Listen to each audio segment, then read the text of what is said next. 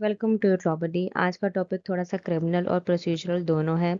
अगर कोई किसी और को शेयर होल्डर बन के फ्रॉड करे तो क्या होगा, और अगर कंपनी शेयर्स ट्रांसफर रजिस्टर करने से मना कर दे तो क्या रेमेडी है।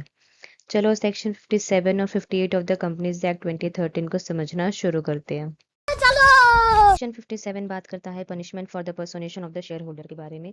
अब पर्सोनेशन का मतलब क्या होता है? जब कोई पर्सन फ्रॉडुलेंटली किसी और के सामने शेयर होल्डर बन के उसके साथ फ्रॉड करता है, यानी कि शेयर होल्डर बनने का नाटक करता है और उस बेसिस पर शेयर्स लेने की कोशिश करता है या पैसे रिसीव करता है।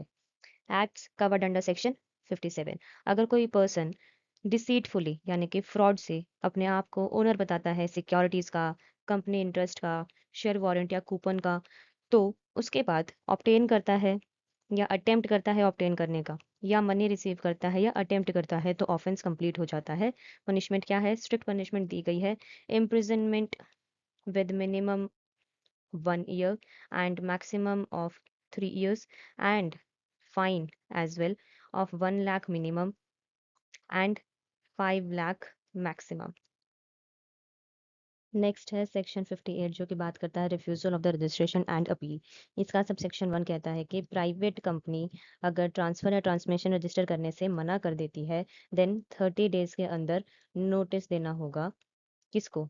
ट्रांसफरर और ट्रांसफरी, या फिर person giving the intimation in case of the transmission. अब नोटिस में क्या होगा कि reasons for the refusal clearly mention होना चाहिए। सेक्शन 58 का सबसेक्शन 2 बात करता है कि पब्लिक कंपनी के शेयर्स फ्रीली ट्रांसफरेबल होते हैं, लेकिन एक प्रोवाइजो है। ये प्रोवाइजो कहता है कि अगर पार्टीज के बीच कोई कॉन्ट्रैक्ट या फिर कोई अग्रीमेंट है तो वो लीगली इन्फोर्सेबल होगा as a contract. For example share holders agreement. Next है सबसेक्शन 3।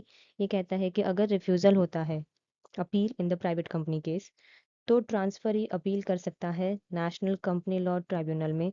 टाइम लिमिट है 30 days from the receipt of the refusal notice and 60 days अगर कोई नोटिस ही नहीं आया है। ठीक है। अब सेक्शन 58 का सब सेक्शन 4 कहता है कि अगर public company without sufficient cause 30 days के अंदर ट्रांसफर रजिस्टर नहीं करती है, देन ट्रांसफरी जो है it can appeal in 60 days from the refusal and with in 90 days अगर कोई रिस्पॉन्स से रिसीव नहीं हुआ है। सेक्शन 58 का सब सेक्शन 5 बात करता है पावर्स ऑफ द ट्राइब्यूनल के बारे में। ट्राइब्यूनल क्या कर सकता है? ऑप्शन 1 है कि वो अपील डिसमिस कर दे।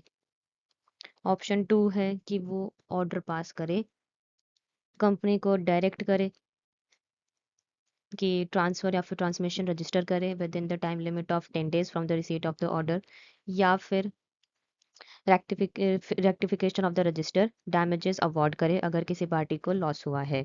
सेक्शन 58 का सब सेक्शन 6 कहता है कि अगर कोई ट्राइब्यूनल का ऑर्डर फॉलो नहीं करता है तो उसके लिए पनिशमेंट है imprisonment with minimum 1 year and with maximum of 3 years and with the same fine minimum 1 lakh and maximum 5 lakh। ठीक है। अगर आपको वीडियो यूजफुल लगा हो तो वीडियो को लाइक करें, शेयर करें और चैनल को सब्सक्राइब करें। Thank you.